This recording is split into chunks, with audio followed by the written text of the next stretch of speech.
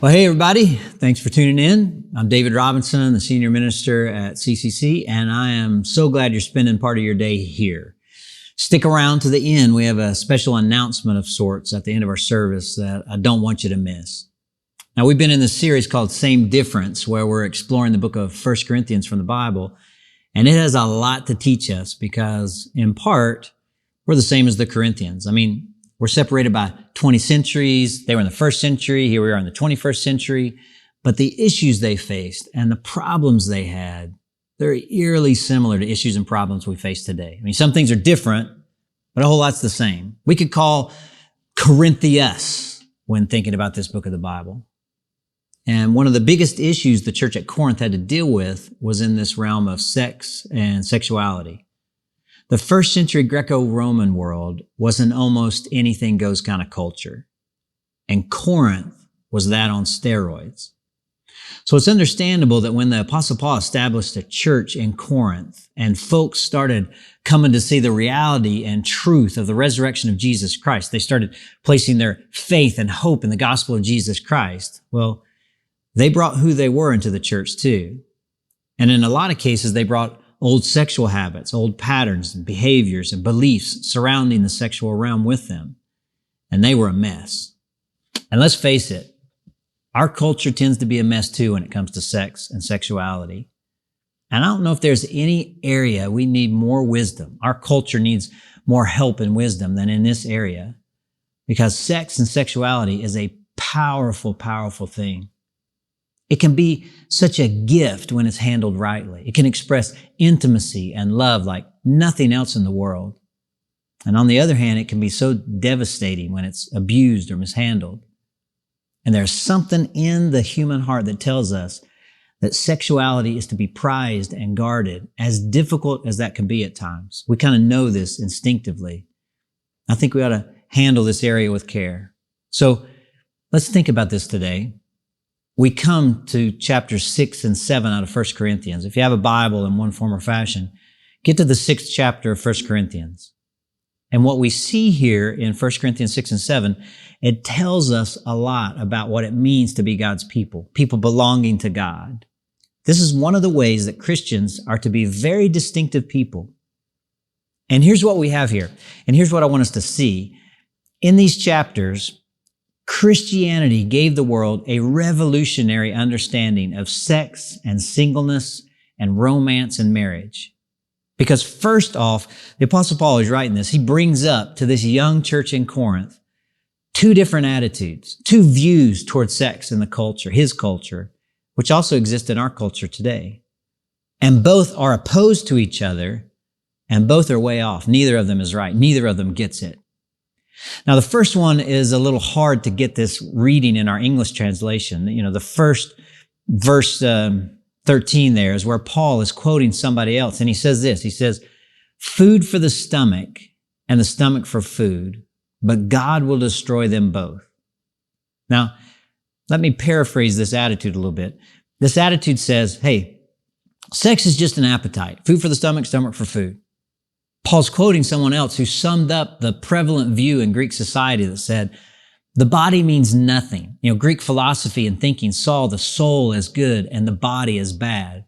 It's just going to be destroyed, they said. It's just going to burn up. It's not that important, the body. And because of that low view of the body, there were a whole lot of people in Greek society who said, hey, sex really isn't a big problem. It's an appetite. If you get hungry, you get something to eat. If you get thirsty, you get something to drink. If you desire sex, you have sex, because the body isn't really that important. Sex is just an appetite.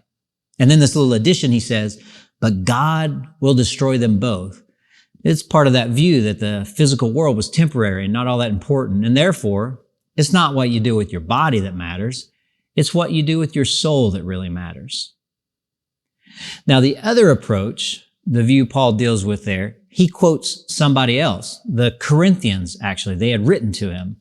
And at the beginning of chapter 7, verse 1, he says this, "Now for the matters you wrote about, it is good for a man not to have sexual relations with a woman. But since sexual immorality is occurring, each man should have sexual relations with his own wife, and each woman with their own husband." Now, this view also comes out of the Greek understanding that the body doesn't matter. And Paul quotes somebody else who basically says, sex might be a necessary thing, but it's a little dirty and somewhat defiling. And if you really were a spiritual person, you wouldn't have anything to do with it, even if you're married. So those are two opposite approaches. One is sex is just an appetite. Perfectly okay to have sex with somebody when you need to or want to, no problem. The other view is that, sex is terrible, really. It's dirty, it's defiling. You could kind of stay away from it. Now, it's ironic because in our culture, we also face these same two approaches too. In fact, they may be the two biggest views we've got in our society today. Some have the attitude that says, sex is just another one of the appetites, and it's a natural need, and it's unhealthy not to exercise it. You'll hear that a lot. And then you have another attitude or understanding towards sex that says, hey, it's almost unmentionable. It's necessary for procreation, but it's essentially something to steer clear of. And Paul doesn't ascribe to either of these views. He's just stating them here. Paul instead says both these views are absolutely and completely wrong. They just miss it. So what does he say? Well, first off, in verse 18 there, he says, flee sexual immorality. Now, the English term sexual immorality, it's pretty vague, but the Greek term he uses is not. He says flee porneia, that's the word there, which is where we get our word pornography from, but he's not talking about pornography there. Porneia meant to have sex with someone that you weren't married to. He had a perfectly good word he could have used for adultery, that is, to be married and have sex with someone that you're not married to, but he didn't use that word. He used a word that meant any kind of sex outside of marriage, whether you're married or not. And he doesn't just say in verse 18, it'd be good for you to refrain from having sex outside of marriage. No, he says, have nothing to do with it. Flee from it. So when we read that, we think, well, that seems like the second view of sex. Dave, that's the one that's saying, hey, it's dirty and defiling. Steer clear of it. But no, you see, the key to understanding Paul's view and really God's view on this whole thing is to understand the term one flesh. In verse 16, he says this amazing statement. He writes, do you not know that he who unites himself with a prostitute is one with her in body? For it is said, the two will become one flesh. Now, what's this mean, one flesh? And when we read this, we think, oh yeah, he's talking about the sexual physical union. But that can't be all he's talking about here. And I'll show us why. And no offense to the translators of the Bible. It's very hard to translate the Bible.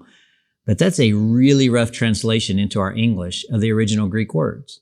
Because the Greek term is sarx. It's a word for flesh. Not the word for body so much as for flesh. And it's quoting from the very first book of the Bible, the book of Genesis, the 2nd chapter, which is the template for marriage, where it says, a man shall leave his father and mother and be united to his wife, and they will become one flesh. Now, this is incredibly important. This idea of one flesh is not just talking about it in a physical sense. He certainly is talking about sex in a physical sense, but it's oh so much more than that. If Paul only meant it in a physical sense, he would have said, don't you know that when you become physically united with someone, you're physically united with them? And that would be from the redundancy school of redundancy school. And that wouldn't be worth saying. And that's not what he's saying. And that's not what he means. And we got to get this if we're going to understand sex and marriage at all. Because the term flesh in the Bible, unlike the term for body, which is somo, the term flesh has a broader meaning than just the physical. In fact, there are a couple of places where the Bible says, hey, God says in the Bible, I will pour out my spirit on all flesh. Well, does that mean I will only pour out my spirit on the body?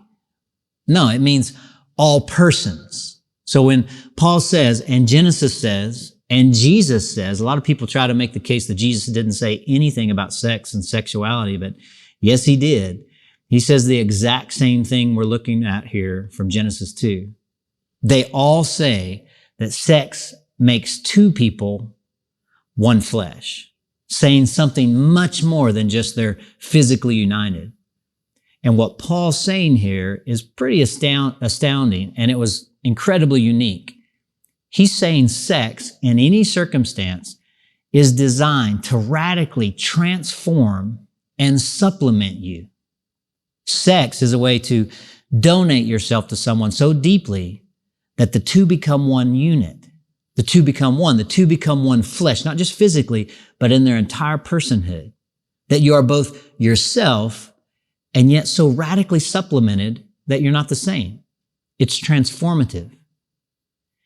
Anthony Thistleton, he says it like this. He said, Paul was far ahead of first century assumptions in perceiving the sexual act as one of self-commitment, which deeply involves the entire person, not merely body parts. Paul is saying, he writes, that sex is meant by God to be the full giving of one's entire self to the one to whom you belong. See, Paul is saying that God did not invent sex simply to be a necessary act for procreation. And God didn't even just make sex as a way of self-gratification or self-expression. Paul says that sex was designed by God as a way to do radical self-donation. To put it another way, Paul is saying you should never have physical oneness without having whole life oneness. To put it another way, God's saying you must never get physically naked and vulnerable with someone without becoming vulnerable in your entire life. You must not become physically vulnerable with someone and hold on to your independence. You must become legally, economically, socially, emotionally, in every way committed. You must give up your independence. And if you do that, if whole body giving is done in the context of whole life commitment, within a marriage covenant, it can result in deep soul nurture and deep personal transformation and completion. Because sex is not just the mingling of two bodies. It's the mingling of two souls. And that's why there's so much brokenness around sex. It's why people carry such heavy burdens for years when they're outside God's guidelines for it. It's why when you have sex with someone, well, the relationship has changed. You've changed. They've changed because two have become one. Souls have mingled together. As Hugh Hefner some years ago now, who famously said, we should view having sex with someone like asking someone to play a game of tennis. It's just a physical act. And that couldn't be more wrong because it's one flesh. It's mingling of souls. You're not supposed to be physically one with someone unless you're one with them in every other way. If you say, I want to be naked with you physically, but I don't want to be naked with you, socially and legally and financially and emotionally and personally and all kinds of other ways. I don't want to be married. I don't want to have our money be the same. I don't want to lose my independence. I want to be one with you physically, but I don't want to be one with you in any other way. Well, Paul is saying, and God is saying, well, that's an absolute tragedy and a violation of how the whole thing is designed. See, we live in a society in which it's considered totally normal to give away your body without giving yourself, to give your body, to have sex, and hold on to your independence, to hold on to your life, to keep individual control.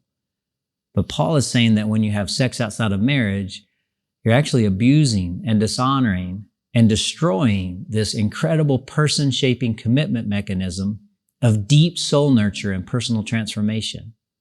When you give your body to someone without giving your soul to someone, you're destroying your commitment apparatus. And listen, my hope in talking about this today is not to add guilt or shame or make somebody feel bad for choices they may have or may have not made in their life. I want us to understand the big pillars of what God wants as the foundation for this arena. See, Paul has a view of sex, as the scholars all say. It is so lofty and high and beyond anything that had been written up until that time. It's astounding. And it's not the sex is an appetite approach, and it's not the sex is dirty approach at all. Christianity gave the world a revolutionary view of sex that had never been seen before. Now, he goes on and he gives a revolutionary view of singleness and marriage that had never seen before too. So let's keep going into chapter 7 because he sets a balance that no other culture had ever come up with And it's something we really need to see too. I'll paraphrase verses 27 and 28 of chapter 7 a little bit. He essentially says, hey, are you married? Great. Don't try to become single. Marriage can be a really great thing. And then he says, well, are you single? Well, that's great. Don't kill yourself to get married. Marriage is hard and it's a lot of work. If you're married, that's fine. That's a great way to be as a Christian. If you're single, well, that's fine too. That's a great way to be as a Christian. Don't be too eager to change statuses. And this was ridiculously shocking in that day about singleness and marriage. And it's a little shocking today too, because he sets a balance that no other culture had ever come up with. I mean, you might know that in traditional cultures, the stigma is, hey, if you're a single person long term, you're weird. Like, what's wrong with you? That's the stigma. You're nobody unless somebody loves you and you're having babies with them. Traditionally, cultures have tended to make idols out of marriage. Whereas there are plenty of places in our culture, in our country, where people are so cynical about marriage that they make an idol out of independence. And Paul doesn't do any of that. And that's because Paul knows, and we know because of other places in the Bible, like Ephesians 5, that marriage is a mirror. It's an image. It's striking at the perfect closure, the perfect relationship we're going to have one day with God through Jesus Christ. You see, sex is a foretaste of the absolute oneness we're going to have when we meet God face to face one day, ultimately, which is why he says earlier, hey, flee any sort of sexual immorality because you were made for God. And if that's true, then we also know that sex and marriage, even the best marriages, will never really satisfy that part of our hearts that will never be satisfied until we're united with Jesus, because you were made for God, ultimately, supremely. If you're single, can you possibly get this balance and this perspective and this ultimate hope? You see, too many people are looking to the hope of some romantic partner for fulfillment, and it's just a setup for a big disappointment, because only Jesus Christ can ultimately fulfill you. We have a future, as Christians, we have a future that's destined for Him, with Him, because we were made for Him. It's Jesus, the true spouse and ultimate maker and lover of your soul. And when we see that, to the degree that we see that, only then can we have this balanced approach to marriage and sex and singleness and romance. You won't be afraid of or make independence an idol. And on the other hand, you won't make it an idol. You won't lust too much after it. You won't say, I'm nobody unless I'm married. The gospel creates this balance that's pretty astounding. So listen, I get that there are all kinds of questions that come up when we're talking about these two chapters here. I'm not naive to the idea that we're not covering everything in this realm. But this is a starting point for figuring everything else out. And if we don't get this, the rest is going to be a mess too. Sex can be incredible when it's experienced as whole life donation in the context of a permanent, lifelong covenant of marriage. When it's experienced outside of that, we're doing damage to our souls and violating how God designed the whole thing. And listen, if you're single and you never have sex, your life is not incomplete because you were made for God and only He can fulfill you ultimately. So if you're having trouble with sexual self-control, and I'm sure there are many who would fall into that camp, I mean, think about this. Have you ever noticed if you're hungry and you want to eat something, but there are no places to get anything to eat, your hunger is kind of magnified. But if you were to say, hey, I'm on a diet and I'm going to be thin and svelte and trim or, whatever, because I'm on a diet. I mean, it's hard to be on a diet, but you've made a decision and you've got something in front of you that you really, really want and you can do it. In other words, if you want to eat something and people aren't letting you, it's crazy and almost unbearable. But if you've made up your mind to fast or to diet because of something you've got out in front of you that you really want to accomplish or get to, well, it's hard, but it's bearable. So if you're not married, you may want to think of it like you're sexually fasting for the Lord. Make the decision. I mean, it's still hard, but it's not crazy. It's a very, very, very good thing to honor God with your sexuality. And I want to say to anybody who's trying to honor God's boundaries and guidance when it comes to this, I know it can feel like you're swimming upstream and you're the only one, but you are not. And it is a good thing to honor God in this way. So don't give up. You keep going. Recognize the story we find ourselves in. I have a feeling you're aware that the Olympics have been going on these last couple of weeks. You may have heard about the Dutch cyclist, I'll try to pronounce her name, Annemiek van Vleuten, who on day number 2 of the Tokyo Olympics threw her arms up in the air as she crossed what she thought was the finish line after the 4-hour women's Olympic road race. She thought she had finished the race and won the gold medal, but she hadn't.